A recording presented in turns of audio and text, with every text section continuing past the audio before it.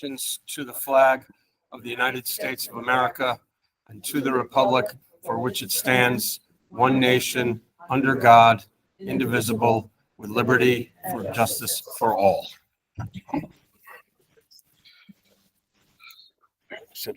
For justice. I am Mike Barnes.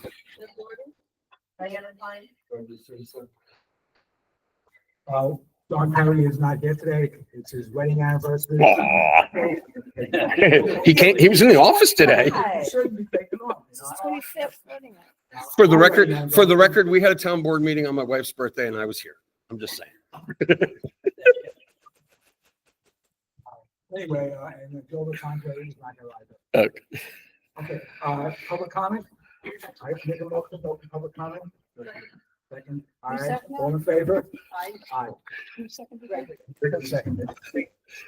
Okay, who's speaking first? Andrew Doyle, Tanglewood Road. You want to wait until we get? I can wait until you get that, yeah. Thanks. Okay, anybody else wish to speak? Toby Carey, Glenford. Thank you. Good evening, all. First thing is, I want to thank you, Toby, for showing your patience. It's great seeing you. Been a while. That's good to see, as they said. So, thank you very much. I want to speak in strong support of this resolution that's been brought to you in opposition of the harmful impacts of the big bad bill. And, I won't go through all the details because you have it in front of you. I just want to confirm that this is going to have harmful effects on the citizens of Berlin. And we need to do everything we can to stand in opposition to it. This is one way the board can stand in opposition. I know that individuals on the board have been in the streets with us many times, and we're going to continue doing that. We think that's another way you can stand in opposition to what's going on, is to join us. There are rallies every week in Kingston, in Hurley, in Olive, in Woodstock, in Saugerties, and we of course have large rallies throughout the year. The next one coming up is October 18th in Kingston. There'll be a rally in March, and I hope you'll join us. I know many of you were there on June 14th when we were part of the largest protest movement in the history of the country. We believe 5 million people came out. So we're hoping to do more than that this time to show how we feel and show our strong opposition to what's going on. I hope you really consider this resolution and support. Thank you. Thank you. That's the only people who signed that. Anybody else here wish to speak? Further hold it, please. Just general. Just a gentleman. Come on. Come to the mic. Name and where you live. I said name and where you live. Oh, no, right there, right there. A microphone, right there. Sure. My name's Irene Brunel. I live in West Hurley. I'm sorry, what's your name again? Irene. Irene? Cornell. Cornell, thank you. Grinnell. Grinnell. I'm sorry, Grinnell. Thank you. Okay, this is regard to, the lithium ion battery plant. I know Mr. Thomas had a comment, and, it's, very disturbing. I think how involved the town of Hurley is regarding that, but, I felt that, I trust the assembly member and also, Michelle Hinchy were rather, hurt in the way that they were describing things, regarding, people who don't want it, which is something I don't want, because it's too dense of an area to be living in and having a facility. I've got a lot of different information, not just the news, but also other articles regarding it, and I think it's not in the right place. I know Mr. Baum said not in this area, and that's how I feel too. It's I felt she was very rude by saying that people who don't want it there, they are fossil fuel lovers. That's really very rude. And I just wanted to know that there was a a position that the town of Hurley has officially, and who is the one who actually, she also mentions how, the people have to find another location. Is that our responsibility? I don't understand. Maybe you could clarify that to me if it's possible, if there's time tonight. Yeah, so we have to compose the letter and as a board sign that and send that to our legislators It's- from local all the way to federal. It's on the We script. Post it on our website. It's right there. Yeah, in strong opposition. Okay, Okay, and we made all those different comments in there, such as it's close to, very specific to residents, schools, churches. Yeah, and that went out. That was one out. And I put on the agenda for today, a moratorium on vests in Hurley until we can update our zoning code. So we're looking at that tonight. okay, very good. I'm very Not only grateful. that, though, tomorrow Debbie and I have a meeting with Michelle Hinchy and Sarah Hunter Streeter, as well as Sarah Pacey, whose district is the Kingston district by Stony Run. Yeah. Country Village, right? Yeah, so we're all gonna meet with Michelle Hinchy and Sarah Hunter and educate them. Yeah, and I think they're, yeah, because I was very offended to hear that, you called us a name. It's like, this is not political. It's nothing to do Well, with it. He called he called me a fossil. What?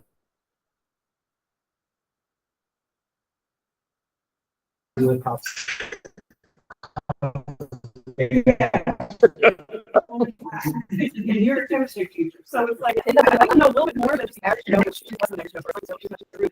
The other part, do you know about the fire, the lithium ion batteries in the Wallkill? Yes. Yes. Yeah. Walkill, yes, yes. Town of Wallkill. They had one and they said it was, their fire department couldn't handle it, Orange County. yes. The town of Wallkill in Orange County. Oh, yeah. Yeah, by Middletown. Yeah. Yeah. And, their firefighters actually made a comment saying, yeah, we couldn't handle that at all. And they're just fortunate because they were planning to evacuate, the school, but luckily the school was not session. What was this fire? July. I don't know. It wasn't very clear. I almost think it was July 24, but if not, it was July. It said July, but I thought I saw Is Warwick part of the town of Warwick? Warwick. Warwick. I think it's next to it. But Yes, Warwick, okay. Warwick also had a fire. Way down in 109. I know, but Warwick had a fire. Walkill is right next to. Oh, well, I don't know. They said town of Wallkill, so I don't know what is that, but. Yes. Warwick. Not Warwick. I believe, I don't know. I'll check. Yeah, I had read that article and I don't actually have the source here, but, yeah, it was very disturbing to hear that and read about it and the fact that, find some other place. And I don't think that's her job.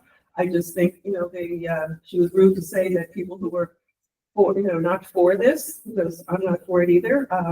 The church that I go to is right across the way from it. And, I know there's a lot of apartment buildings, a lot of children, a lot of elderly, a lot of people.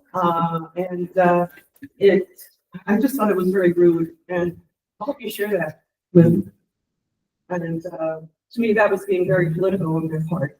This is not political. I'm concerned about the health of our families and. The reason why she's talking about, in the sense that us town board members here are propaganda by fossil fuel industry, but we submitted a lot of these, UCC, Lee Zeldin, UK commissioner, himself is a climate denier, and what's the fact he ran against Kathy Hochul, so whatever she does, he's gonna cancel.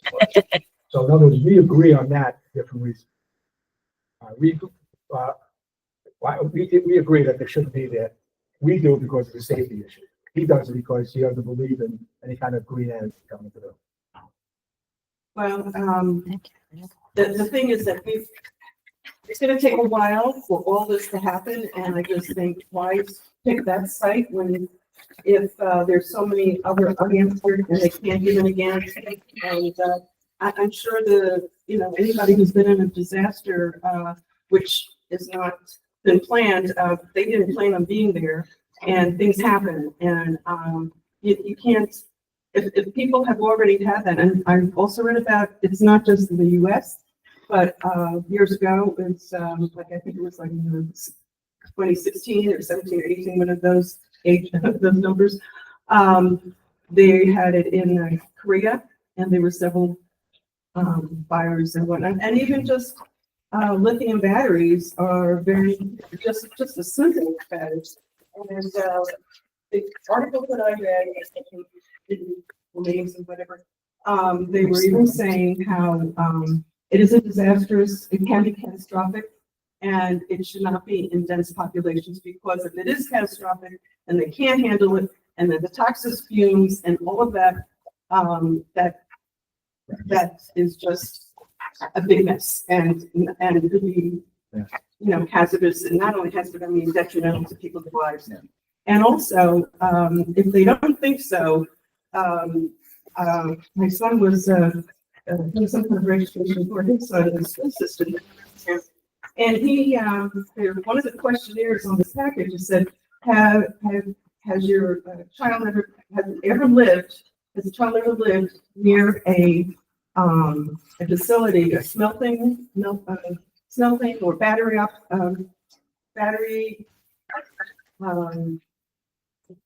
building,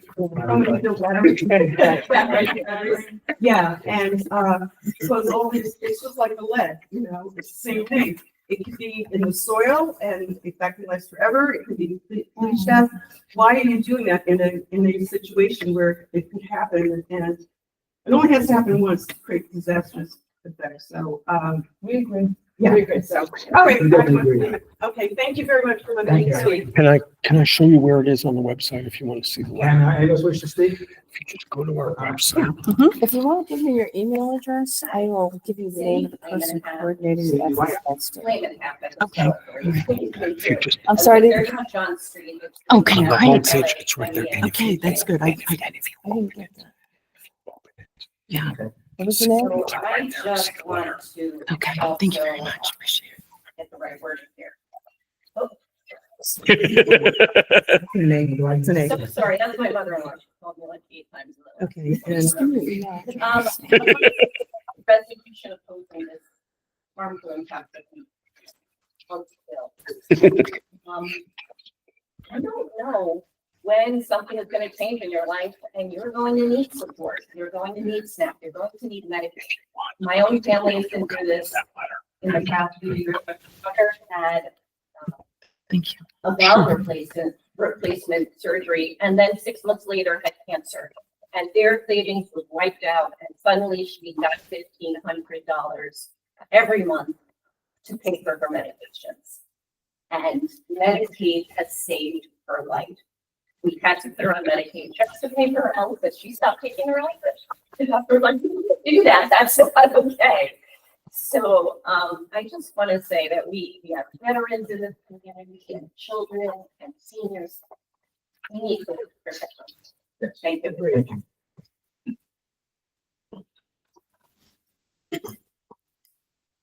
Anybody else?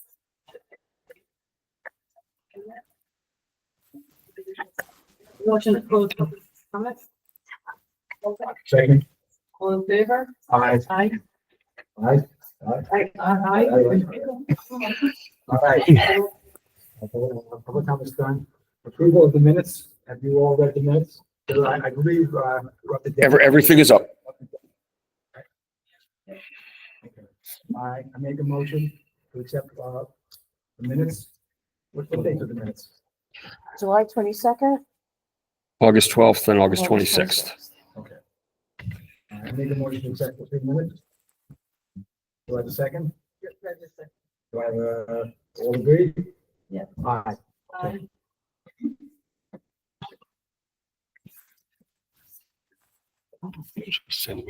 Okay.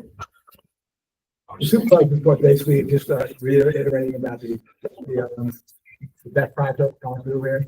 That we are meeting with Michelle and Sarah tomorrow, and we will educate them. What time is that? That is going to be at 3:15. That's going to be at Michelle's office in Kingston. All right, so that's something that we are going to pursue very vehemently. And so I've spoken to Michelle Hinchy's executive assistant, who says that what Goodman paid was not really what they said. My response was then get her retracted. And so that's what we're gonna ask for going through. What she said was that they're not really for the support. And so I asked them, then what in the world did you tell them? So that's something we're gonna discuss on tomorrow's meeting. So we'll report back. Thank you. Concept. Thank you. The other thing is also, and this is with John also, Saturday is Hurley Day. All right, 10 o'clock to 2 at the Dog Hill Park. Come on down there, buddy, all right? We have food there, we have music there, we have tons of kids there. We need tons of kids. And the forecast is perfect. So come on down, see what goes on.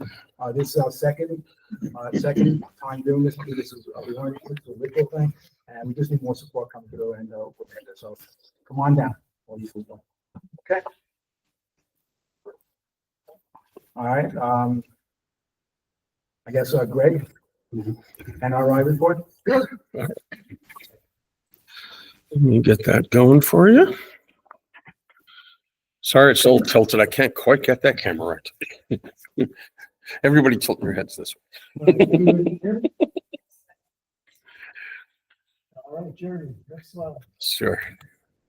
So for the benefit of folks who don't know what a natural resources inventory is, back to the project. Natural resources inventory is a process by which we identify, catalog, and visually map and describe the natural resources in our town. These can include things like geology, soils, water resources, agricultural resources, and many others. So I'm here today, well, first, the project itself was initiated at the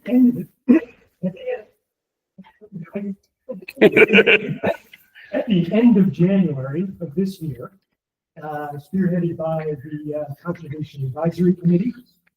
And I'm here today to talk about the project status update, where we're going to discuss the financials and the schedule for the project as it stands today. Next slide. Sure.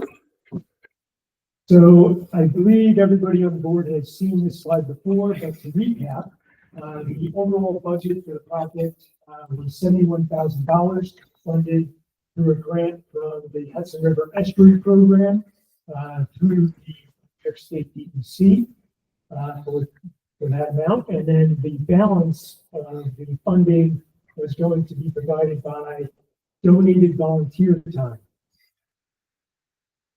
Next slide.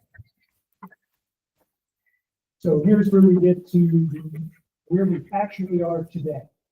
So we, as part of the grant contract, the town has an obligation to match the funding that's provided by the state.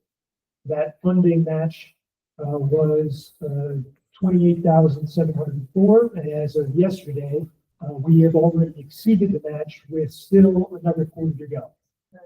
So in one sense, we're going to be a little over budget in terms of what we spent in volunteer time.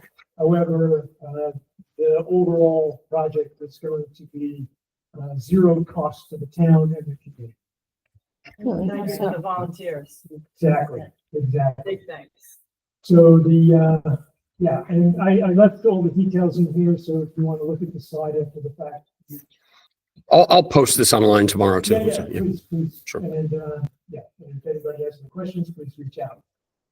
So next slide. I did want to do a brief deep dive into the volunteer time that has been contributed. Basically, for the last 3 quarters, we've been putting in about 200 hours a quarter on average. And, How many people is that, Greg? and so that's a grand total of basically 7 people. Yeah. The same thing. And the net of that is a total of 20 man weeks of time has been donated to the town for this project. So a few of them are here, and a big hand to them.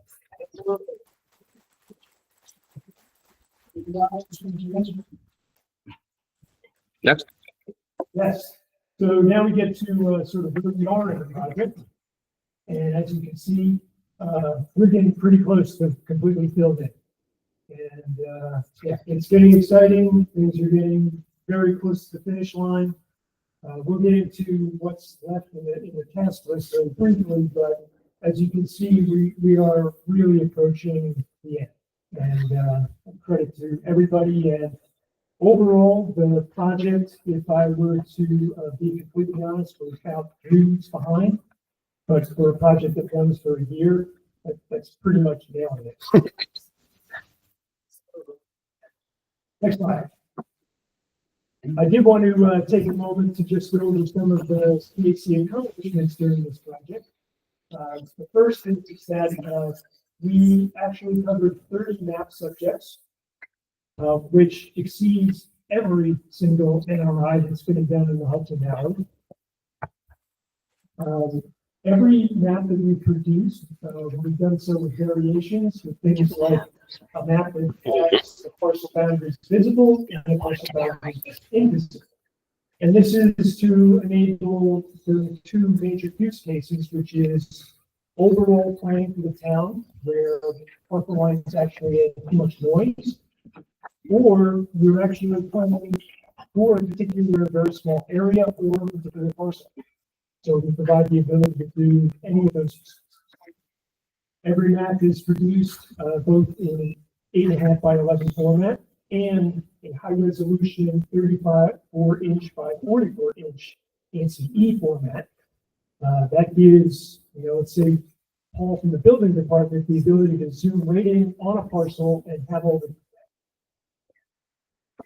So when you actually put all those permutations together, we'll be going to do 122 PDF files for the West Hurley for this. In addition, we've done 33 subject documents. So these are the areas like geology, soils, and so forth.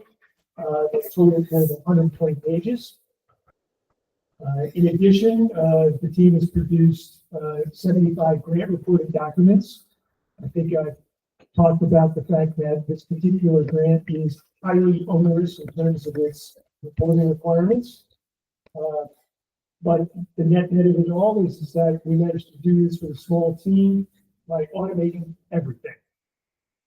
So from volunteer time entry to automated grant reporting to financial tracking. And without that, we would have been buried. Honestly, half the grant money would have been spent just reporting on the grant.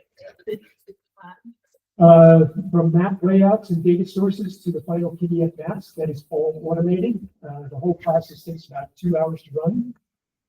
From the Google Docs that hosts all of the subject reports that we've created, we actually download and generate all of the final reports directly from that.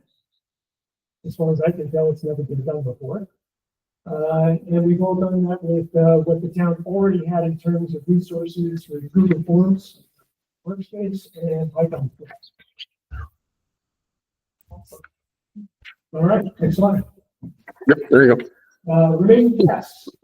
So really the big one is Hudsonia, who's in charge of the habitat and wildlife and field work in order to make that happen. And just a shout out to Matt here, who managed to get approval for our last field site at the Hurley Rec Association property. So thank you very much, Matt. We're just waiting on them to finish that field work so that they can finalize their report and maps, and we can get that integrated to what we've already completed. The next task is going to be to present and get feedback from key stakeholders. The big ones on my list are the planning board, which is already scheduled, and the Ulster County Department of Environment. So we're going to get to a show for them so that they can get any feedback that they have and to get their support from finding. We're constantly seeing if we can find more experts in the town to review the various subject material. And then we are also, I believe Joan is heading up a community event where we're going to roll this out and allow people to get in front of us and show them everything that we have and get feedback and really sort of walk through what this is and how a member of the community. And the goal is still to complete the project and close the grant by year end.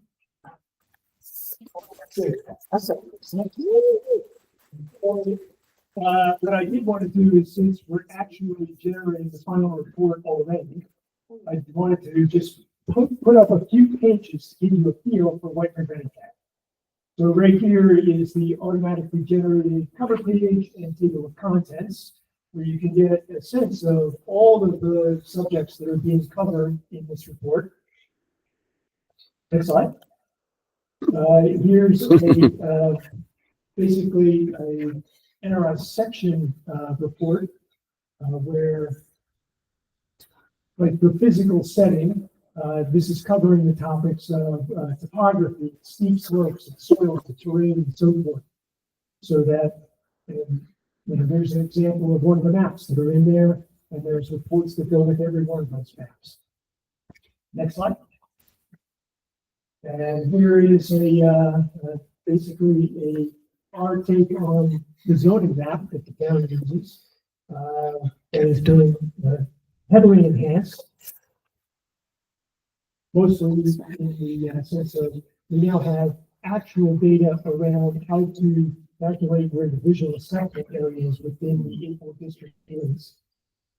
And all the data that was used to create it and everything else on how to use it and the background behind it. Next slide.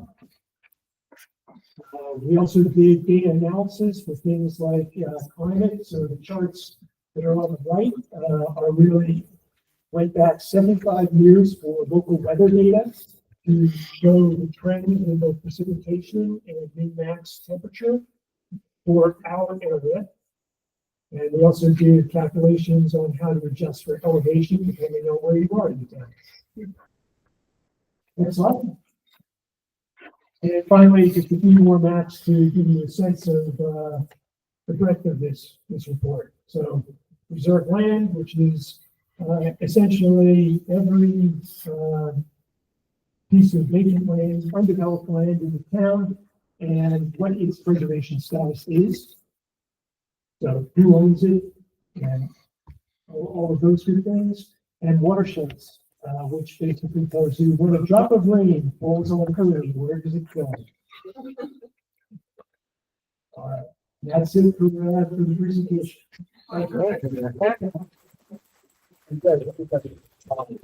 Without him, we would have been lost. Like, can we package it and sell it? That's awesome. What I want to do is like, remember the CAC? Yeah. Go ahead. Yeah, so very curious about the automation piece. Yes. Who wrote the script? I did. It's a project manager program.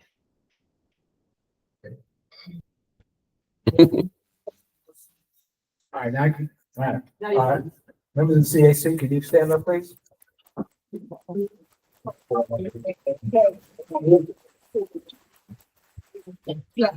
want to thank you. You guys are amazing. And this CAC report reflected also in the comprehensive review. It has to go into the that's why we kind of held off on the comprehensive plan.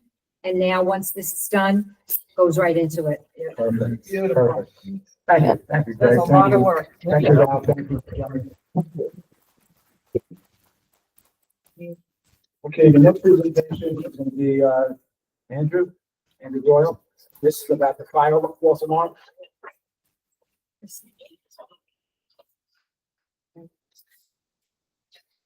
I'm here tonight. I'm Andrew Doyle. I'm Assistant Chief of West Hurley Fire Department. I'm here tonight to discuss the alarm law that was brought up in July's meeting, as well as August meeting, I believe. I'm Andrew Doyle. I'm the Assistant Chief of the West Hurley Fire Department. I've been a member of the West Hurley Fire Department since my junior year of high school. In May of this year, I started my 14th year as a volunteer. I received a 2-year degree from Dutchess Community College in the field of fire science and occupational safety. I've also previously been employed as a paid firefighter EMT at the Poughkeepsie Industrial Facility. I'd like to start by saying that since I've been a member of the fire department, our call volume has over doubled from 200 calls a year to well over 500 calls a year. Although the number of Calls has doubled. The membership is roughly 2/3 of what it was when I joined, and we're running at about 20% of what the membership was in the 80s when call volume was 20 to 30, or I'm sorry, 30 to 50 calls a year. Continued training requirements and mandatory testing by local, state government agencies. The volunteers that we now have are being run into the ground, forcing many of them to quit because they simply don't have the time to keep on volunteering. Many of the members at West Hurley Fire Department work long hours at a full-time job, and more often than not have two jobs trying to stay living here, myself being one of them. With the fire department being added into our daily schedules, it oftentimes feels like 3 full-time jobs. Calls today for non-emergencies that pull volunteers away from their jobs and much needed time with their families are extremely too frequent. I'm speaking this evening on behalf of the town of Hurley alarm law that was tabled at last month's meeting. I was disheartened by watching a board meeting that saw that it was met by such opposition due to several small misunderstandings. My fear is that the occupants as well as the fire department have become so numb to auto alarms at certain locations that one morning at 3 o'clock in the morning when there is a fire, the occupants in the fire department will have a slow response, not evacuate, life will be lost. At the last meeting, Mr. Bob suggested that fire police can enforce the laws because someone in the crowd said we don't have fire police in the town of Hurley. We do have fire police in the town of Hurley. They're used to direct traffic and control scenes at emergency scenes. Used to control crowds and traffic at emergency scenes. They're not used for the law enforcement agencies. Someone in the crowd was quoted saying, "They say that it's large numbers, but I'm not sure how large the numbers actually are. So I have them for you." Over the course of the last 12 months, we've been to one specific location 17 times for automatic alarms, none of which have constituted an emergency.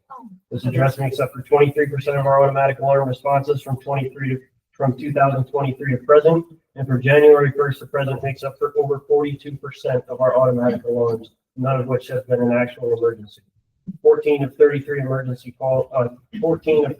automatic fire alarms have been at one address so far this year.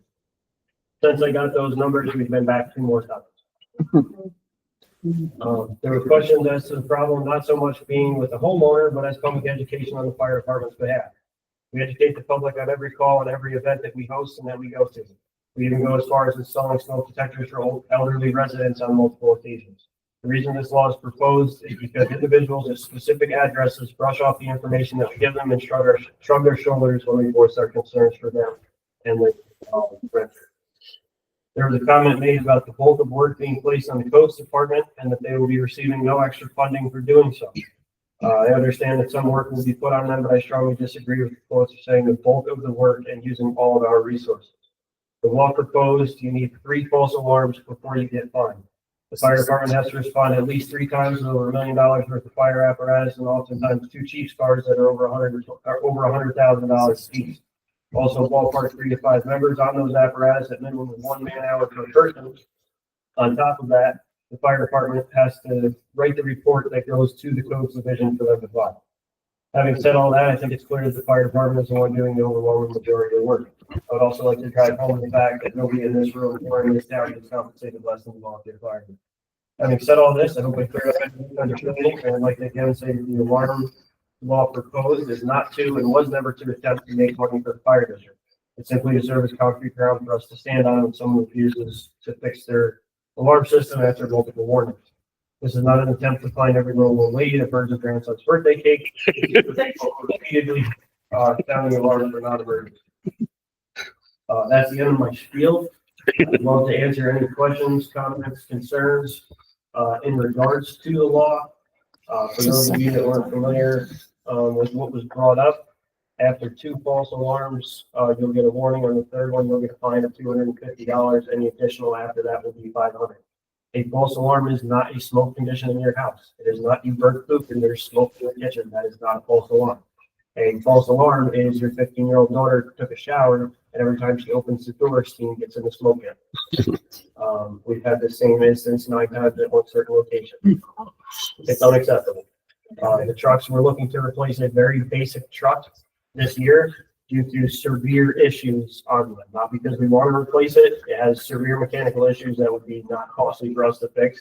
It's $700,000 and it's a 28-month bill. We can't afford to keep sending trucks down the road in the ice, in the snow, in the sleet at 2 o'clock, 3 o'clock in the morning.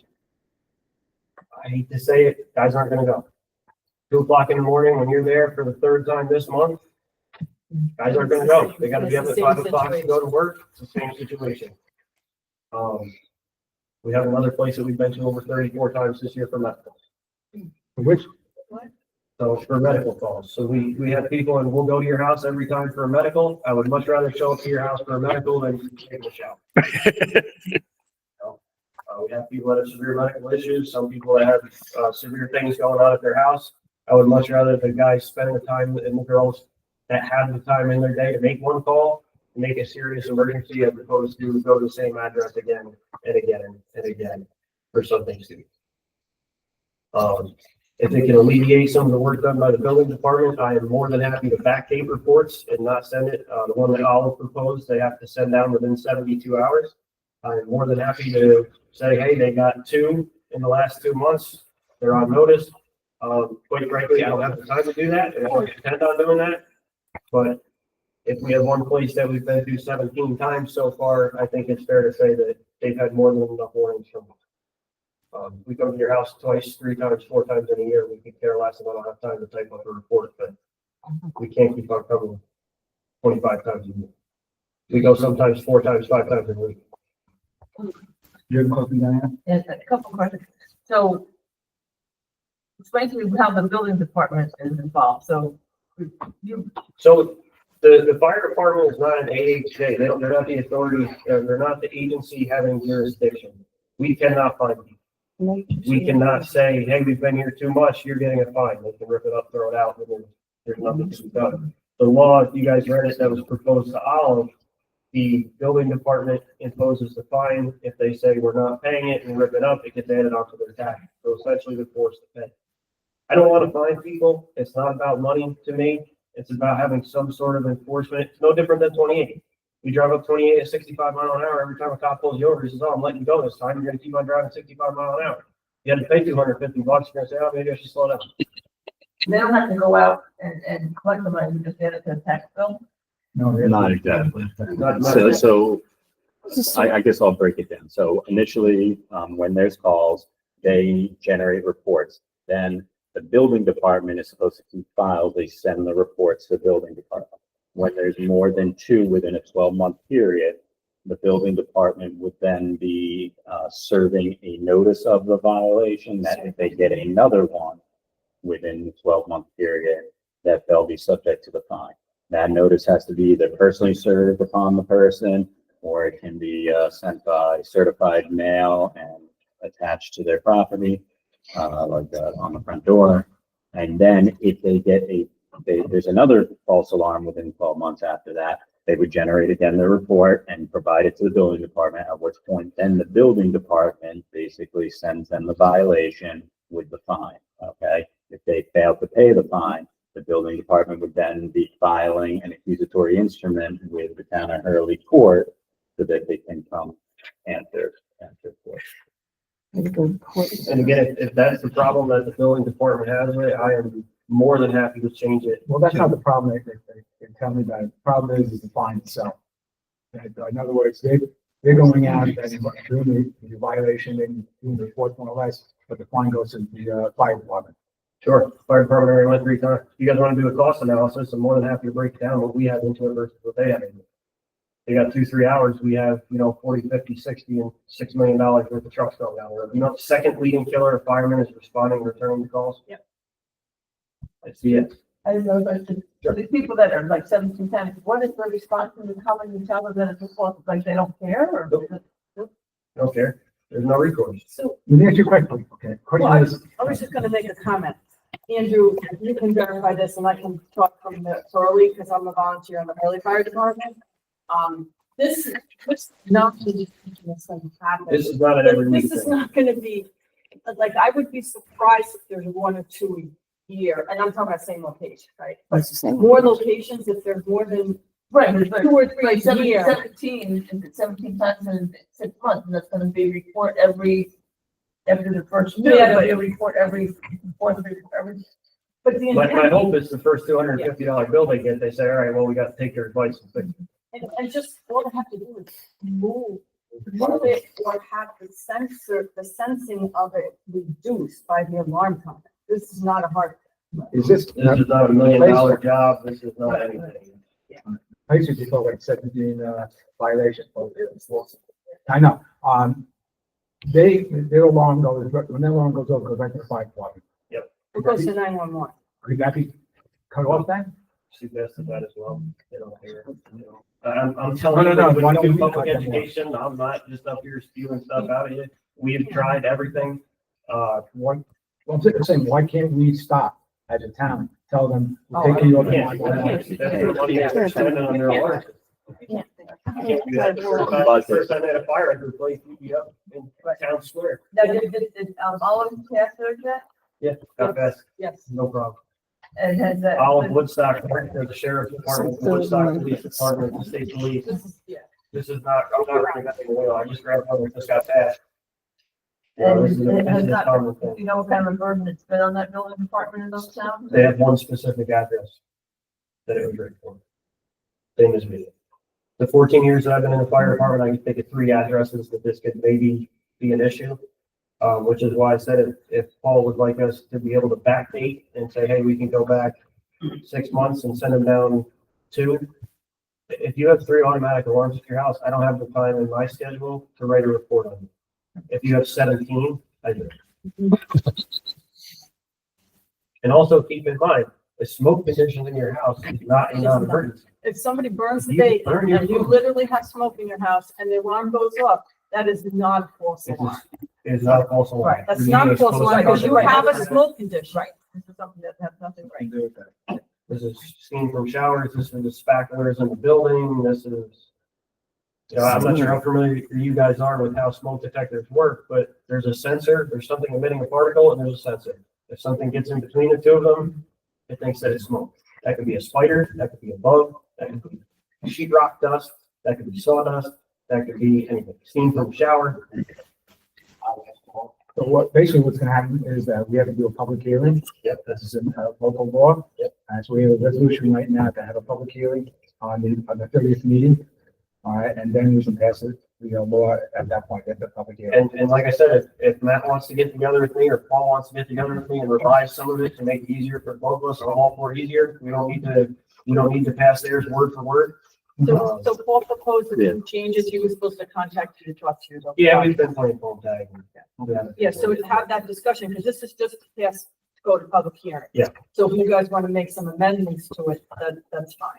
Yeah, I just wanted to be here to clear up, this is not like we haven't gone somewhere twice and we're all upset that we got to bed. That's what we do. That's what we're here for. But, No, this is very 42% of our calls are at your location. Something needs to happen. Yeah, this Also, is in very part of helpful. our district, it takes over 20 minutes to get to the other side of town for communication. So if something really does happen on the other side of town, our trucks don't remember this 1 minute away. So I want you to be able to be the town board right now before this. thing. Yeah, yeah, So absolutely. It's just a matter of like clarifying and communication with us, and that's something we'll do at the next board meeting.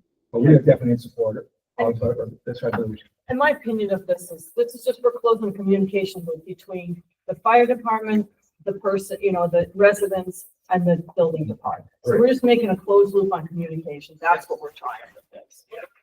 Yeah, and like I said, if you guys want to reach out in between email now and then and say, hey, can we change this or tweak this or change that, I'm more than happy. My free time is between 4 in the morning and 5 in the morning. And don't always work for me, but email me. We'll find it. Yep. Yeah, anybody that wants to or has more questions can get my information from the fire department website as well as from Debbie. And if you guys have a question about something unrelated to this, I'm more than happy to answer any questions that you have as well as if you want to join, obviously. The fire, the smoke alarm, is that hardwired to the fire department? Is that? And, no, so it's remotely wired to their alarm. It goes to their alarm company, ADT, Sept, whoever that may be. It goes to their dispatch. It goes from their dispatch to Ulster 911 Center, and it goes from them. I'm only used to my own and I would call you up. Yeah. Okay. Yeah, All and right. even, so now the guy's got my number and he texts me, he's like, false alarm. That doesn't work. If I don't show up and something did actually happen, I'm liable for the whole thing. Sometimes the 911, being the officer in charge, you are liable. If it occurs, that you will be sued personally. And I'm not willing to jeopardize my livelihood for stealing from your shop. I think somebody else had a question.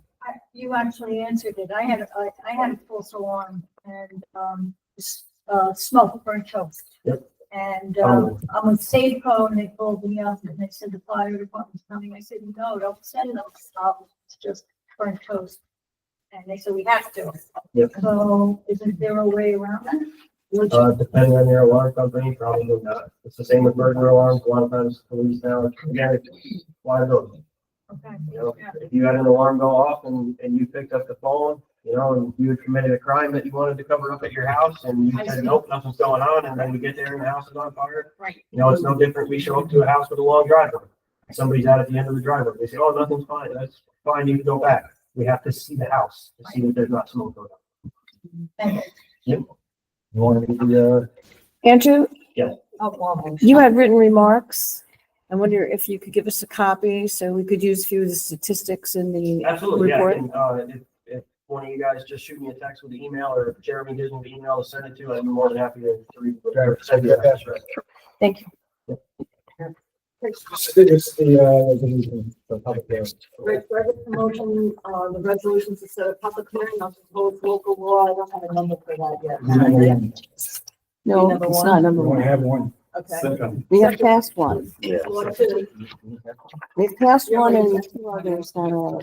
Yeah, if you've already, we definitely passed some local laws. There was the one for the, Firefighter exemption. the firefighter exemption. There's also the one for, the highway department extending the term to 4 years. It will become the number that it passes.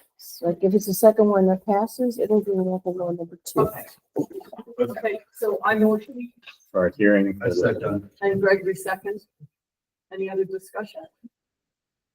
All in favor? Aye. Thank you. Public hearing. Thank you for your continued. It's Thank you for all this, volunteer. It's actually the fourth one. My email's at the bottom of there. Just go ahead and send it to me whenever you get a chance. Yeah, go ahead. All right, the next thing here is the water infrastructure. We asked to, CAC is here.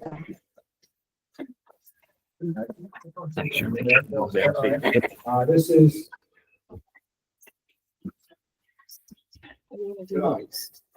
Oh, did you? Do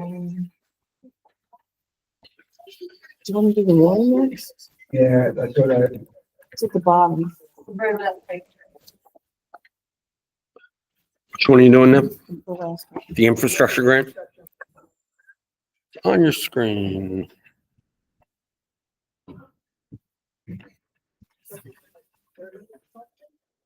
He wants to talk about this. Sorry. Basically, this is, there is a EFC grant, Environment Citizens Corporation grant, $325 million for water, drinking water infrastructure rebuild. I've spoken to Jessica Hoffman, the administrator for this bill from EFC, and my concern is that this is deals with the Hudson Valley Water Company, District 4, that have had lots of complaints about this. They have been cited by PSC. PSC has done actually nothing on it other than cite them. So the grant itself is due on Friday. I already filled the grant out. It's going to be incomplete because we don't have an engineer's report. I sent them the CT mail report of 2021 and 2007 as placeholders. I just asked them to look at this whole thing going through it. Basically, this grant is going to be renewed the day of 2026. Don't do the same amount here. I just want to make sure that we get our ducks in a row. And basically, this is that the grant will allow us to buy the Hudson Valley Water Company, District 3 and District 4. The value of the company at this point is $79,000. That was attested by the Public Service Commission. I've spoken to Jeffrey Fuller last year about purchasing this thing. I mentioned the price. He called me back the next day. You know, then I was told by Public Service Commission to back off a little bit because they didn't do something, and they did is they reinvestigated that. So anyways, I spoke to Jessica Hoffman that for us to do the infrastructure will be covered under this bill. To buy the company will be also covered under this bill. So we can get both the company and the infrastructure. I priced it out at about $9.5 million to buy the company and to also do the infrastructure go through. Now, obviously, if we get this grant and we do this thing, when we buy it, we have to declare it a Hurley water district, municipal water district, and then we have to administer it. Once this comes through, I will talk to Josh Road and see if they would, like a Rolling Meadows, if they would administer it.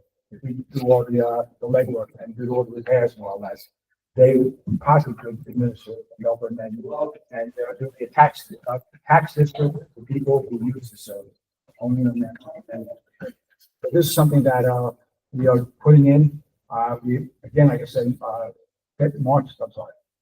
Friday is the last day. We'll get submitted. We'll probably be rejected, but again, this is what the following year. So this one of the things that is required in order to get this going, authorized resolution, accepting if we get the grant. And this is about make a motion. All in favor? Aye. Okay. You're now owners of the. Mike, I just have a question on that. The 9 million, was that from the CT mail? But that was for the 200 houses. This is just. I know. Yeah, okay. That was done in 2021. I Right. imagine that 9 million now is probably the cost just of that. alone. Just for that, that's what I was wondering, was inflation. What's that? Diana. So basically, yeah, that's something we're gonna do, and, things are that they were this is the same EFC Right. that has given us a 1.325 million for the study done on the landfill. So this is the same thing coming through with. We might as well start getting all the money we can from them because, they get a lot of federal grants, and that's gonna dry up. Going forward. All right, thank you. The next one is, phase 2 contract with Dell Engineering. Well, I'm sorry, opposing the Alphabet impact of the one big beautiful bill act. Lynn, this is something that you presented. Yes, Would you want to talk about this? sure. After the bill was passed, there was a meeting that took place between Representative Pat Ryan and a few people, other people in the county. And it was suggested that we put our consternation into resolutions. And Lynn Sakai has been coordinating the effort amongst, different towns are meeting and reviewing and passing this resolution. So far, almost identical, a resolution has been passed in the village of New Paltz, the town of New Paltz. It's on the agenda of the city of Kingston. It's on the agenda in Rosendale. I expect it will be on the agenda in Woodstock in another week or so. So, and it's just something that our congressmen can put in their back pocket, so to speak, to, at least let Congress know how much we are offended and harmed by passage of that omnibus bill earlier this year. You want to read this? It's a little lengthy. If you want, but. I could read it if you want. We don't have to read it. It's been read. It's been read. Okay, you want to make a motion? Well, Steve, not a member of the I board. understand. One of you guys. I make the motion. to accept this resolution.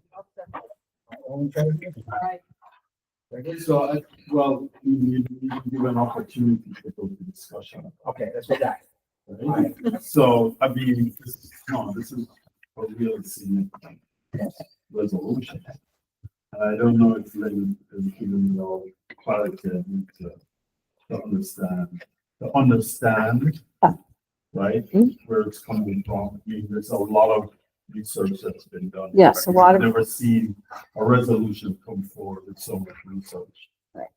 So this is pretty significant. It is, and there was a couple of things that were recently added, with this research from Ulster County itself. So this is coming from the county? Well, Who is this coming from? it's been worked on by different people who are just upset. So a lot of people belong to a group called Indivisible. They might just be town members. Something that was added recently was the report from March Gallagher that Ulster County has over 17,000, and 10% of its residents on SNAP and 27% of its residents on Medicaid. So that information was, recently verified. We have a lot of veterans that receive benefits in the county, we just, so yes, there has been a lot of research that was done, and also, and as I say, those couple of things were just added recently with verification with the county offices. This is the exact bill that, or the resolution that passed in these other places, or is this? I believe it's almost exactly the same as the one that passed in the town of New Paltz. It might be a little different from the one in the village of New Paltz, but they're all very similar. We could add a whereas, we could be more specific about our own town if there's something we'd like to add to it. But they're all going to be very similar, and it's just a grassroots effort to be specific and to outline, how we are really being affected by this. It doesn't even go into a lot of the taxation information, but, just the bottom line. These people get these benefits. These people are going to be severely affected by it. And, we call on the government to change it, So, copies of this are basically going to be sent to our representatives, our federal representatives, Senate and congressional, Senate and House of Representatives. Big part of the problem we're gonna have is the hospital. Hospitals rely on Medicaid, and when they take that away, our hospitals are already on a shoestring. They will be rural hospitals closing. And, they've lost jobs, they've lost people to go somewhere to get coverage. I mean, there are other things that aren't even in here, it's my understanding that heat is being scrapped, a lot of heat. That's kind of stuff that maybe the county will take over. But this, right, but it puts a burden on the other taxpayers in the state to pick up. Well, Martin put out a report as to tell you exactly how much of the county budget relies on federal dollars that are there. So how much of the impact. Sure, as well. So that they can lose federal money eventually. Yeah. State's gonna lose federal money, so it. So rely on the state to protect some, trying to protect some of the. Right, so the controller Napoli has also been, looking at the effects, so you'll see some references, the offices, the controller, I've seen some of those reports. So it's I just, think the point I'm trying to make there is that it's a lot more than it's not. it's more than that, yes, but it's, this is something, we're trying to make this, bipartisan, if you will. We don't, Well, people don't understand. and that people can understand it. We're not trying to go into a 40-page treatise of everything you need to overturn, but, really basically we're talking about, food benefits, healthcare, tax relief, and all the things that affect everyday people. A lot of seniors it affects kids, nutritional programs, affects children, I think the point that you made. Okay, now back to my motion, right? Yeah. Okay. I make a motion. Motion. Motion second. Discuss now. All in favor? Aye.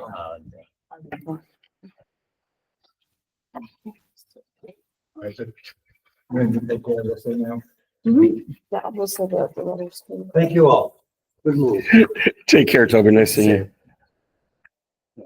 Okay, resolution phase 2 contract with Shell Engineering. This is based on this, what he presented last time, right? Yes. This is basically what it is now. This is going to be to design the project, to hire the subcontractors with everything. The whole, now, what's missing from here is the price tag. And I have it right here.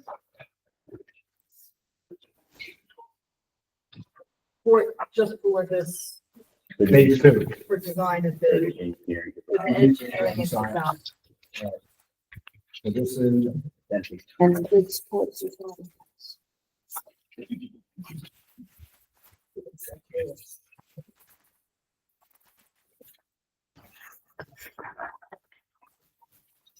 This phase 2 That's what you're looking at? Yeah. So I got plenty.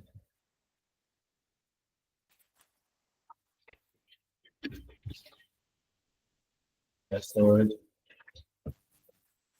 In the packet, it's the third sheet. Well, when you're looking at my, the number, we need a number. No, That's what he's looking, that's what he's looking for. well, and, all right, here it is. All right. The whole price of phase two is $425,000. All right, and it's gonna come out of capital fund 3H, which is, I'm sorry, at 7H, which is the highway garage. All right, we have like 1.3 million in there, and this is 425,000. And this is just for design. Design. What's the money for? All the designs coming. Yeah, I'm not seeing it And either. hiring the subcontract. So this is phase two, phase three is therefore not a construction cost of that. This is 7H, I should say, not 3H. I make a motion not to accept this. One second. Report with the amended information on the finance. Right. Should we, where is the number, Diane? Right, there's no place to put where the money's coming from in the budget, and it's 425,000. And it comes from, it's gonna go from capital 7H, which is the garage. You'll just look at it. Are we adding that to the So resolution? no, therefore, and the therefore. It should be. It should be in the therefore, Therefore, right. one or two, Mhm. get in. Okay, That's another part. Yes. 475, 425. 425. Capital Fund 7H. Proposal, this specifically references the proposal, which I'm sure has those numbers, which is supposed to be annexed to and made a part of this resolution. Yes. Okay. And then, with funds coming from capital. Capital funds. But this should, and you should have the proposal, this is specifically saying that part of this resolution, so that should be. What I'll do is, Attached to yeah, this. what I'll do with that tomorrow, I'll add the proposal to Appendix this. A. Yeah, you Put can appendix label A, it, where the report is. but it definitely, next time. So is it- In the amount It's not in of, here. so we just say in the It's amount of, in the proposal. That's what that's saying. enter and execute a Well, that's what contract. this resolution is, approving it, pursuant as outlined in the proposal. Right, which is next And then year too, and made a costs part should be in the hereof. Well, proposal, almost, correct? Yes. but we should, Well, we, yeah. so they're going to do it tonight, in other words, yes. And basically, this is referencing saying that it's next there too. If we don't have a copy of it. I don't. approve There's none here. tonight, then I would say that you should I have a not copy, be. I have a copy. But we don't have it. The only thing I'm worried about is that we need to get this thing started, so we know exactly how much it costs. You have- to Get it in the bond. Where did we Why put the you number? gave us this See proposal what last time? You gave us a proposal with all the numbers on You have, I'm gonna see if it's, Do we have access to the server? what was the last meeting? The August 26th meeting I was at. It was not among the documents sent to me for posting for August 12th or 26th. He just spoke, but he did not have a proposal. I'm sorry about this because I wasn't here today. So I couldn't get something together. All right. Do you have it in your We email? have a special. I have an email. You want to forward it to me and I'll just put it up? Just forward it to my regular email to information officer. And then tomorrow when I post, I'll just attach it. But you just want to make sure that it's. No, everybody should see it, of course.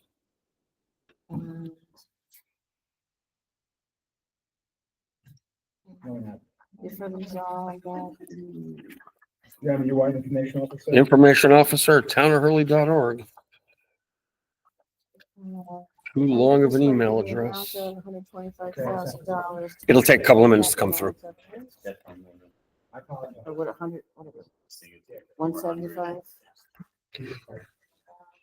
You know our mail system, it's gonna take a couple of minutes. Do you want to go on? 425. 475? We'll look at- Then why don't you just make sure that we see the document? Yeah, It's just gonna take a couple of minutes to come through here. I apologize. We'll come back to Yeah, you. we'll come. Yeah, so just do your next one. Okay, the next one is authorized supervisor to sign the SPCA contract.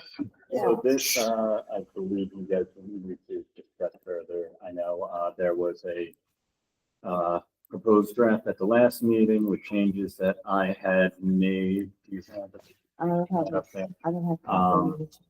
Which, regarded, the SPCA collecting fees prior to returning a dog to their owner.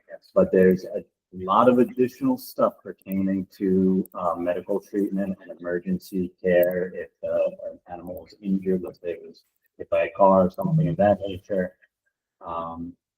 And the issue is, I understand one of the reasons why it was not approved last time was because the town's responsible for those potential costs. There it is. There's the Delaware proposal, by the way. We wanna, You go, in fact, keep going down. Start on page 12 as a cost. I thought that's gonna be part of design. It is. Decide how much square footage. 14,000 square feet. And that's non-negotiable? No, That's that's not not what I said. It's not set in stone. Okay, wait, go. I think. up, I just, So the numbers. for, Lower here, I think, that's hourly rate. So let's just, Search for 475,000. it's 425. Right there. There's a 442,800 number. 442,800. Sorry, it keeps popping on me there. There we go. 442. Shall not exceed 442,800. So, gonna go back to this? All right, so, there is it, and it's basically, it's actually talking about the actual plans with the, also hiring of the electrical, plumbing, personnel, all that comes with it. You need to scroll further. and that is going to be attached to this batch that referenced in this. I'll post them together on, the. I'll post them together on the website. Yeah, yeah. The reason why I'd like to get this done right now, because we still have to talk about the bond issue, which is next thing. So let's get- we get this thing going here. All right, so there it is. It's 442,000. 800. Yep. Not in excess. Okay. That's coming from 7H. And the design, go down to see the design also. Sure. General. Right here. All right, this is the design proposal coming through. Again, it's not set in stone yet. We are now working at that. We're getting, we're meeting with John Perry and Mike Schultz. Would they decide there's 2 bays left on the net? They decided smaller, correct? Do that. No, we can do that. Yeah, how's that gonna happen? Is there gonna be another committee that get together to look for the sulfur, or they Well, already have a committee It's gonna be myself, John Perry, Schultz, and John Russ. So we're just talking about both in there. I'll have this stuff. Now, the question that rises, again, this is just a rough. Right, This is what's coming right, through. then you gotta, then you gotta. So that's gonna be down. Right, right. But the thing is, like, I want to just get this started, so we can then concentrate on the 30, on the funding aspect, to get that in. And by the way, one of the things that we're gonna add to this also, is we have 110,000 in the capital fund, is, ground, a solar array on the ground solar array, and this also. Mike Schultz is going to apply for, this being a cooling center also, to apply to food. Now, according to what John Bush said, that, the project is around $9 million, including the 440, so we're all part of that. And, basically, upwards of $9 million. And he says that. No. I'm sorry. Basically, again, this is something that we're going to work with and come through it. And he said that Michelle Henry in the past has offered $500,000 to other towns in her district for like a garage, firehouse, so forth. And there was no way. The 9 million is gonna be based on how big the design, so, right, if, we decide we're gonna go a little smaller to start, because we're trying to, and then we can make it modular to expand later, okay. And there was no possibility of a second floor in any part of this, as I recall. Yeah, I guess it could. Well, right, I don't know. I mean, he said that because the way the bays are made and the roofing, it would be difficult to have any other office space on the second floor, or how would it be a cooling center if it's full of trucks? Take trucks out. Park them outside. I'm just saying, Well, they don't like the heat either. I understand that, I'm just saying that, it might be a suggestion, but if you're calling it that way. then Well, it's I going to mean, FEMA. it's certainly good to look into that possibility because there's some money available through other sources, and also our town doesn't have a cooling center. Or do it for town hall. So this is something, if we can get this thing started, we get the ball rolling, and it's like. Well, I make a motion to pass this resolution with the amendment. Well, Gregory already mentioned, and I Greg? seconded it. Yeah. Yeah, you just have to Now vote. we're having discussion. All right, you have to hit the discussion. Now we've got the. All right. Any discussion on the proposal? Just. All right, ready to vote on it? All in favor? Opposed? None. All right, so, Jeremy, you now have the proposal. I have, and I'll add it tomorrow morning. I can put it on the highway department page too, just so people can see it there. So the bottom line on the SPCA's, we're not ready, is that right? Well, it's something that needs to be discussed as a little further. I think today would be the time to further discuss as to how much. I know the last discussion was basically that the town should, in those circumstances, be liable for any kind of bond associated for medical care. Right, and the changes made to it. As I understand, I think that's going to be a difficult sell. The SPCA is a volunteer organization that's doing a service for the town for next to nothing. And part of the reason they're able to do that is because there's a shared risk when it comes to these things. So like, how much of a risk do you guys want to take on? I know the previous bill, or the previous 2 years contract we took on that potential risk. I know we're looking to minimize it I think there now, was a couple of but changes. completely eliminating it, I don't I think it's think not it's realistic. I don't type- think that we're gonna have a contract with the SPCA if there's, How know, many there's- times have we have we had the situation where we had to pay medical? Many times, it's a bill, medical, Medical? yeah. Medical, The medical part comes in straight. that's what I'm talking about. well, that's That's it. And, but the thing is though, that These are not all strays that we see coming. there's one straight. Well, and it's one thing limiting saying, okay, so before they return a dog to its owner, they have to collect the medical expenses. But then when it comes to a dog that is a stray, or I imagine there probably realistically are going to be circumstances where an owner can't afford to, and we'll just say, okay, then I'll put it up for adoption. I can't afford to pay, these expenses. At which point, the contract as written, we're responsible for medical expenses under all those circumstances, even when there is an owner. So beyond it being just the circumstances where, they have to try to collect the medical expenses before they return to an owner, how much do you want to have this apply to these other circumstances? Like when there isn't an owner, or when the dog's being put up for adoption, or other things of that nature. I can have it all removed, but I'm telling you, I know the SPCA is not going to go for that, and you have to do. Still have any other options? Well, the option is we have our own. But no, we do have other potential options, and then there's also potential options. I know, I'm not sure. Ulster County SPCA has contracts with any of the municipalities here. But I know in some of the other counties like Dutchess, rather than taking on the risk, they pay, $25,000 a year, something like that. But then, SPCA indemnifies, they, pay for any medical expenses, other things like that, but. What's our year-to-date cost for Not much, not much.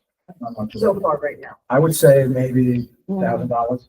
I would say right now. The thing is, my concern was this, that before this contract was given here, they would release the door, and then we had to collect. So we insisted not use it. If you have an owner, they must pay it. Otherwise, they agreed to that. I think that's good.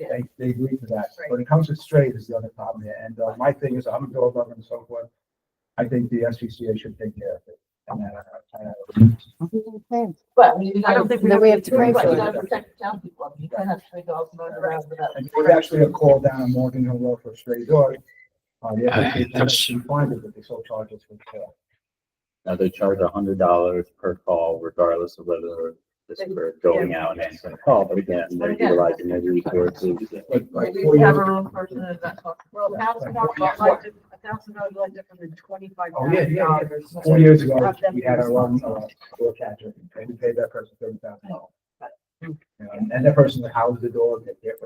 And I think by putting in the clause that they have to get it before they release it, I think. That's right. And that's in that. So I think Yeah, that was in the initial changes. Yep. But the additional, I don't think I have the final.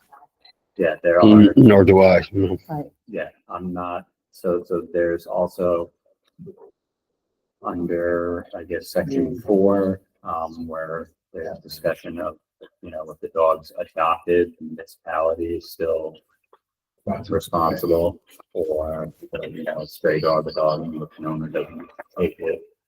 Under those circumstances, you get comfortable with that.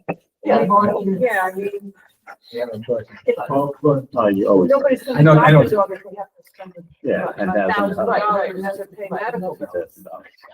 Are you gonna do an amendment before we have to Yes. vote? Or well, I don't think that we should, I think that we should have this, and you guys tell me specifically, we're good with taking on this risk, we're not good taking on those other risks, and then I'll have something for our regular meeting that you guys can pass and out the agenda.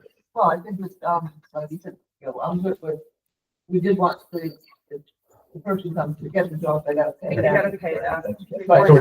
Yeah, and that's already in the Everything else change. we have to- I think so. Too. I think so. Too. I think everything, the paying of the door, if it's already in there.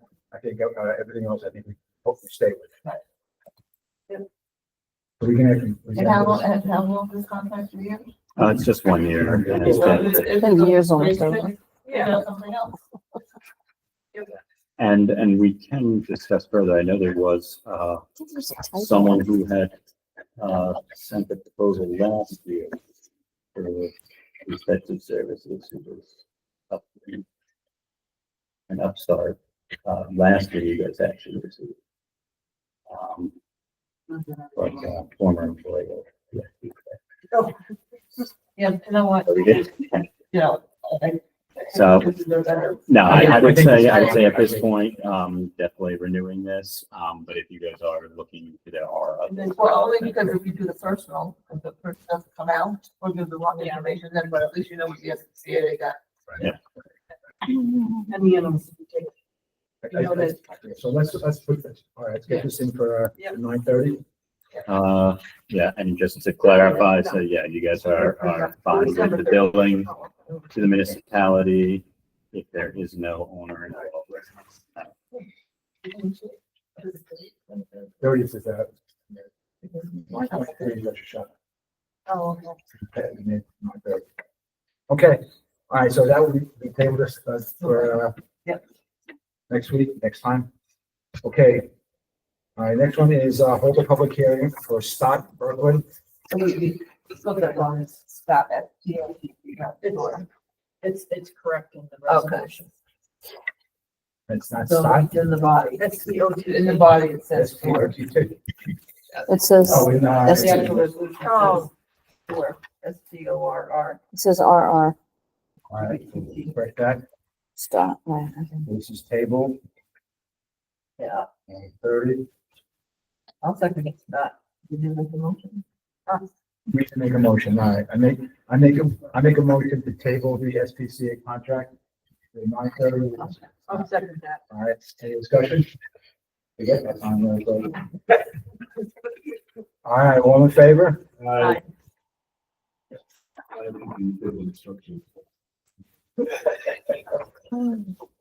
Can't keep no those in trick. That's not responsible. All right, resolution to set public hearing pursuant to chapter 19 of the town code of the town of Hurley for board file 2024-06 of Brooklyn, stock SBL 47.4-3-17-DA. Okay. All right. Steps. Other than just amend it. Right here. Well, just correct. Whereas- Let's say as amended, As amended. and seconded. Okay, any discussion? Okay, all in favor? Okay, so that, we'll do And I don't have to notify any neighbors. And maybe. Just, you actually have what notify neighbors also? no. All right. Next one is, clear a 1-year moratorium on the review and approval of the application relating to the battery energy storage system. Right, so per the advice of our town attorney, he's changed this to 6 months with an possible then extension of 6 months. Yep. I'm good with that. The resolution itself, is to, schedule the hearing for the local law, and hopefully, if you haven't read through the local law in its entirety, make sure. That's right, see it. Prior to the hearing. So that, yeah, this is just to send it to a public hearing. Okay, Okay, I motion. okay, I second it. No, not discussion. Who second? I second it. No discussion. Okay, all in favor? Aye. GPS and camera installation on all town vehicles. We don't have that right now. We have it the highway. With the highway, but we don't have it on our town vehicles. And I Yeah. think for the protection of the employees that are driving now, as well as the protection of the town. We should be. Scared on our out of me there. town vehicles that they do on the highway. Is there any specific reason? Is there Yes. something that has come on? Yes. It was 2 accidents involving town highway truck that we had. No, highway. Town highway Which truck. already have, which We has. did. We also had, we had GPS, and we had cameras. The accident. First accident, down, there was a town truck, Address. skidded on the road. That's it. Thank you. Insurance carrier, there's no liability town truck. Town truck is doing service, there's no problem. Yeah, while they're actually, performing, highway work, then, your negligence doesn't apply. It has to be, basically, reckless conduct or intentional conduct. So the, Having that data. We can show that he Right, so was you have that- you have performing that work on the video highway at there. the time, and he wasn't just driving around and. so we had that, and the other one was an incident on 209 where our car was coming in, our truck was driven by a high authority, was in the right lane, and he saw a car coming in, in his lane, so he moved over to the left No, lane. but these are the trucks. Either the truck, right, I'm just saying though, but the other car that came in and then slammed into the truck. So again, so now we have to show that this is not our fault. Yeah.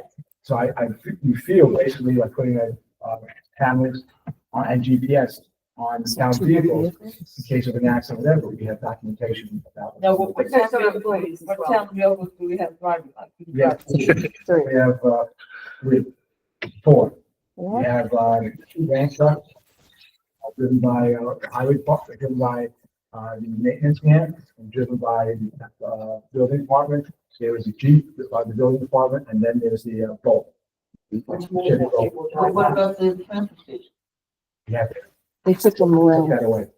The high, the building Oh, department needed took that. that back. Okay. So they I'd came like to pick up to, their I'd like to have trucks. GPS and also, And deliver it. and cameras on that as protection. Plus also, you know, it gives us all the right to see where they go.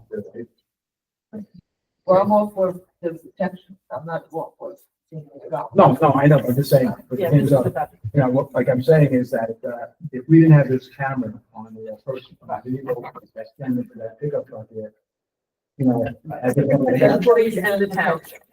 So that's why I'm. From the accidents that we had with any town vehicle. Well, just- The highway trucks? No, No, obviously so town far vehicle. had problems with So that. far, no. So far, no. So far, no. How much is this gonna cost? Right. To be truthful, I don't have a price of it, but I don't think it's that expensive. Put a camera, a dashboard camera on the front with GPS. Because it's just basically is a Bluetooth device that goes in the truck. I don't see that being expensive. Yeah. But I think just for the protection, just, you know, it's more of it as a preventative in case there is an accident going, so we have documentation where it's going. I mean, we actually had a complaint that one of our drivers was secret. GPS will show that. With the fire district, our insurance company gives us a better deal because having the stuff, the cameras on our fire truck. We have cameras on our fire trucks. Both front and rear facing cameras. And it was a suggestion from our insurance company to do it because it could show us. And lower our insurance. We will over. Because Do you have, cameras on the other vehicles, not the trucks, but just? Fire chief's got it. The fire chief's vehicle, yes. Yep. I believe we got them on all our vehicles now. You get a grant for us? Saves you from lawsuits. It can't be much of a. No, they're not there. And you're gonna save it on your insurance. right? You will get a discount. in Oh, insurance. Automatically? So what I can do basically is I can go through it, and figure out the cost of this thing, let you guys know. I imagine. So, Right. let's do it. All right, so Debbie will check. So we will be crashing I- our I- car and do that. I will, you will, Well, so We do will. you want to wait until we get the cost of this? No, Okay, no. Yeah, I'm good with that. okay. all All right. right, so I'm gonna propose this resolution authorizing installation of GPS and camera systems in town vehicles. Second. Any discussion, any more discussion? All in favor? Aye. So wonderful. And that's it, right? That's it. Could I bring up one thing having to do with the website? Mike? We had talked about having a page on the website dedicated to the battery plant proposal. Haven't made one yet because there wasn't much content to populate it with. So the question is, do we want to do that now? Do we want to do that later? What kind of content would we want to populate it with? The important stuff like your letter that you sent out is on the website on its own. We don't have a page dedicated to that. I would recommend posting as much stuff as possible, give people the information they want, but we need to discuss whether that's going to include links to newspaper articles or not, stuff beyond the letter. Not a decision that I'm looking for tonight. To me, that's, by putting that in newspaper, it's more political to me. Right. No, that's, I'd rather just put, for example, moratorium and. well, those things will always be up in their appropriate places. I just don't, I don't want to make it like a big. Right. We do not have a dedicated page to it now, but we're still capable of posting all the information that you need posted. Of course, of course. Okay, if you have a change of heart about that and you want to do a page dedicated strictly to the plant, we can do that. Okay. Just another comment. Even if, like, it might be a good idea for the time being so that people can go right to that page and see your letter, just see your stuff. I have it in a prominent place and I can keep it in a prominent place, so it's not going to be hard. I can keep it pinned on Facebook. People will be able to see it. Okay. Just don't make it. And I wouldn't want to have a dedicated page that only has one or two things on it. That seems like a waste. No, So, just okay. so people can find it easily, that's all. Okay. Very good. Wait, hold on a second, hold on.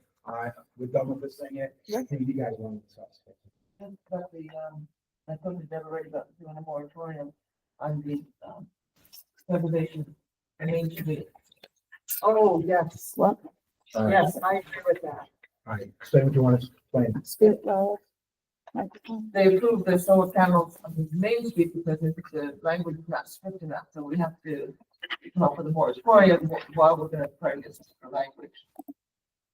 Or at least go review it. Do you and want that decide what we- moratorium potentially to apply to all certificates of appropriateness or only specific types of,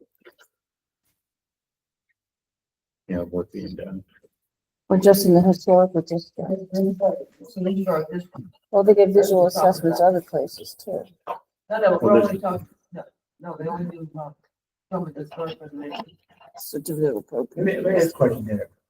The thing with, the solar panel has been passed by the planning board.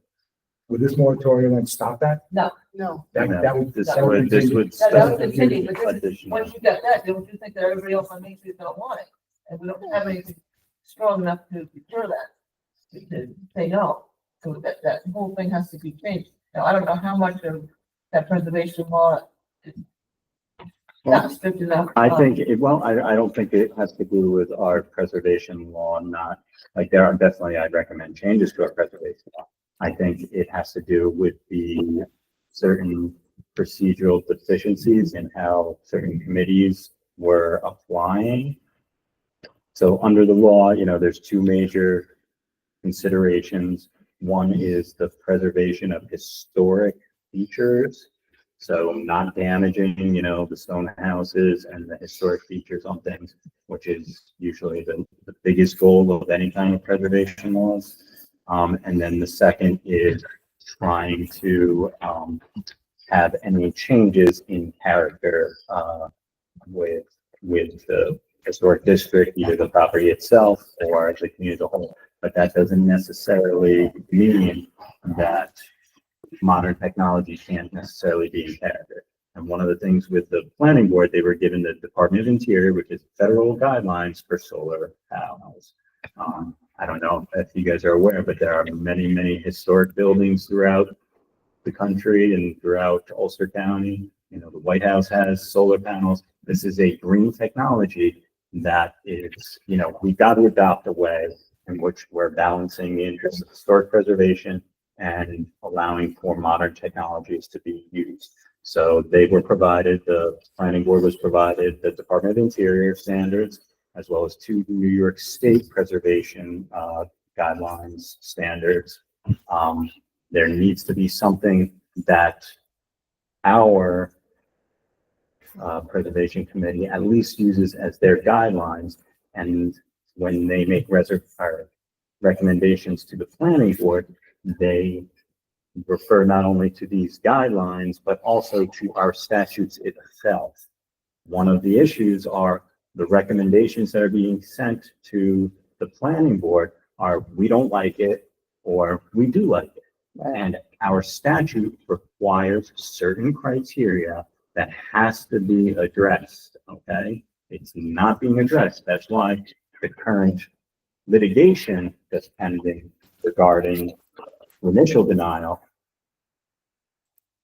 the court said it, the attorney that represents who's not from the area, and we've already spent about $15,000, said it. I am reiterating it because I represent the ZBA. We weren't going to win that suit because they did not follow what they're supposed to be doing. So one of the things that we're hoping to do is get a training together, as well as getting some of these committees and other boards to look at these guidelines to kind of get a better understanding of what not only historic preservation in New York City, but federally, what the different standards are, and that it's not just about, okay, well, this is old, these things are from, colonial times, so modern technology can't be there, or, we don't like the way that looks, or we do like the way that looks. So, Yeah. so, like, I know there was some proposals, that one of the options was, put it in the backyard, right? Put up a freestanding, so that it's not ground Well, mounted, the so it's issue- not seen. is there some way that we can, what Diane is suggesting is that Create guidelines we update the guidelines And- and say what is that we would allowable? prefer something, and that unfortunately, under our zoning statute right now, and this is one of the things that the planning board, there was a large discussion with the planning board after that application about certain recommendations, and they want the historic preservation law reviewed as a whole. I gave them, I gave the chair a model, New York State model law that they can kind of look at, and maybe we don't have to adopt the model one, but we can take some of the things we like from it and incorporate it into our So, plan. so I think what Diane is suggesting, I mean, I like that idea. Let's put a moratorium out, a short-term moratorium that gives, until we come and do some of that analysis and make some updates. So, but what I'm saying is just, we need to define, is that going to be a moratorium on all certificates of appropriateness? Yes. I don't understand what, I mean, moratorium is something.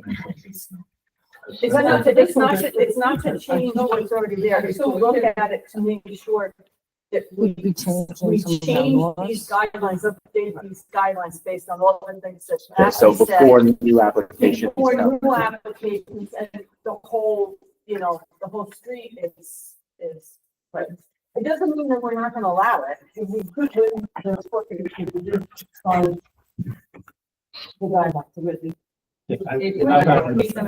So let's have a moratorium so that we don't have more people doing things until that we have those guidelines. So we get That's not gonna happen. the board's educated, we look at the That's gonna different take 12 months, the 6 months moratorium, just until we can figure out what it is that we want to have in those guidelines.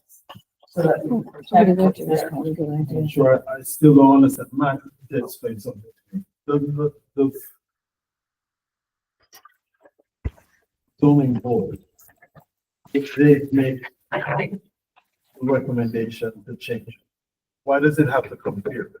That's what I'm. Well, you guys are legislature, so you guys are the ones who are gonna change the law, you guys are gonna change the statute eventually. No, the recommendation to change It's coming from the planning board. is coming from the planning. Yes, I believe they should be sending you guys a letter saying that they think that, the historic preservation statute should be reviewed and potential changes. So that was something that was discussed a bit. Again, this doesn't mean that we're gonna say, oh, nobody can put any solar.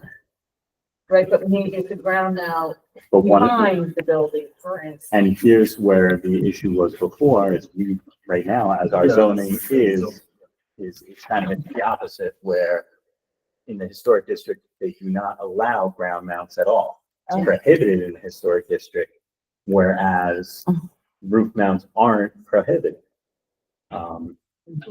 We need to, obviously, we need to look at all of this stuff and maybe potentially make some changes. Okay, so So we'll have that for next time. I just want to go back to, the, best plant again. That, because we haven't more on that so far. We have to set the committees.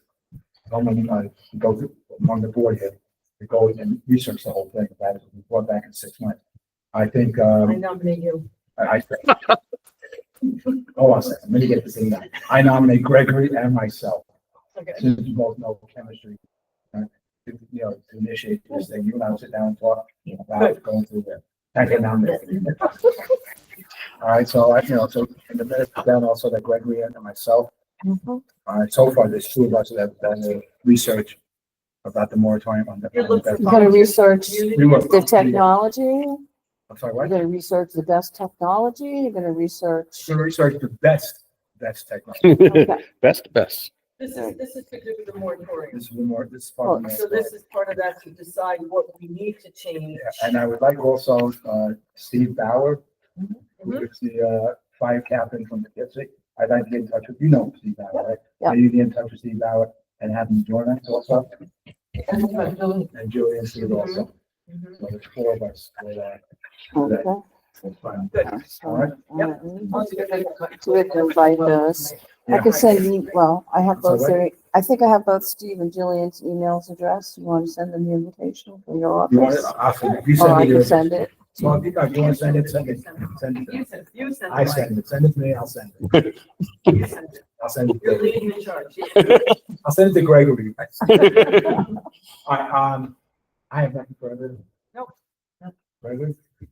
Public comment? Early day on Saturday. Yes. Everyone- So We I'll be make a there. motion to open public comment. That's coming next, that's coming next. All right, so we're, We're good. I make a motion to open public comment number 2. Session. All right, all in favor? Aye. All right, who wants to speak? Good. Who want to invite? Just question. Ion salt batteries is something I read about. Oh, in there's Germany lots that of- they've been using those. Yes, Yes, yes. Is that an alternative that we would suggest for there? If there is a lot of. There's a lot of alternatives. alternatives. Okay, There's even a solid state battery Right. okay. that also. That would be, that's something that we could incorporate into our own. That's what I was thinking, and we can put that at the comp plan too. Yes, we'll get that. Yeah. Okay. Okay, you have a question. West Hurley Fire Department is hosting their first kickball tournament this Sunday. Thanks. All You want, Jeremy, you want to put that, post that on the website? I'd be glad to. Just stay for a minute and just talk after the meeting. Where? Where's it gonna be? right here. Like out on the yard? What's it called? The kickball tournament. Give me 2 minutes when you're done. The time? I will get that call.